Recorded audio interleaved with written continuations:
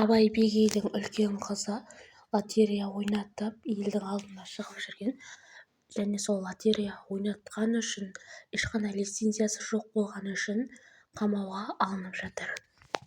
Сіздер қалай ойлайсыздар? Бұл дұрыс па? Дәл қазір бұл өзінің лотерея ойнатып көптеген ақша халықтан жинап алған. Қазақстанның танымал әншісі Абай Бегейдің қызы Гүлеркем Ниязқұлова қамауға алынды деген мәліметтер беріліп жатыр. Өйткені ол кісілер күйеуімен бірге заңсыз лотерея орнатқан және бәленбай миллиондаған ақша халықтан жинап алған дейді. Көрдіңіздер ме? Мен сіздерге ылғи айтатынмын. Лотерея ойнататындар, курс сататындарға қалай сенесіздер, мен түсінбеймін. Олар егерде сізге пайдасы келген қалайтын болса, ондай лотерея жасамайтын еді, былай-ақ беретін еді сіздерге. Бір. Және болмайтын өмірінде білімі жоқ блогерлардан курс сатып аласыздар.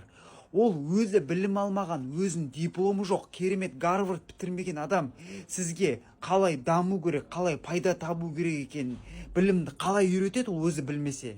Сол өтірік билеп, күліп, өтірік прикол ұстап, подписчик жинап ап, сол подписчик жинаған адамдардың барлығы сіздерге білімді деп ойлайсыздар ма? Сіздер олай қателеспеңіздер, жарайды ма? Олар тура сіз сияқты қарапайым адам, ешқандай білімі жоқ. Жай ғана хайповать етіп подписчик жинап алғаннан кейін қазіргі уақытта өтірік курстар сатып жүр. Всегда айтайын, мына балықшы өзінің қай жерден балық ұстаған ешкімге айтпайды. Соны ұмытпаңыздар. Міне Абай Бегейдің қызы да мысалы қазір лотерея ойнатты, ешқандай заң маңға қарай ойнатып тастаған, бәленбай миллион жинап алған халықтан, енді қазір қамауға алынып жатыр.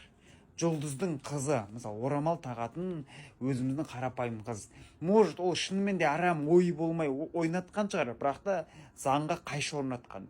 Сондықтан да курс сатып алатын болсаңдар, шынымен де жетістікке жеткен миллиардер мықты кісілердің курсын сатып алыңдар, шынымен де кәдімгідей сіздерге жаңағы білім үйрететін.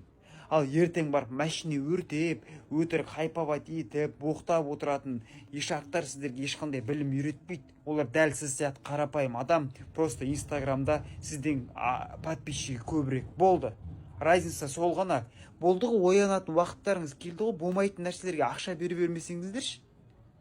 Онда елдің бәрі курсты алып байып кетпей ма? Лотереяның бәрі ұтып кетпей ма? Казинода, лотереяда всегда выигрышта қалатын казино, естеріңізде қалсын сол, ұмытпаңыздар.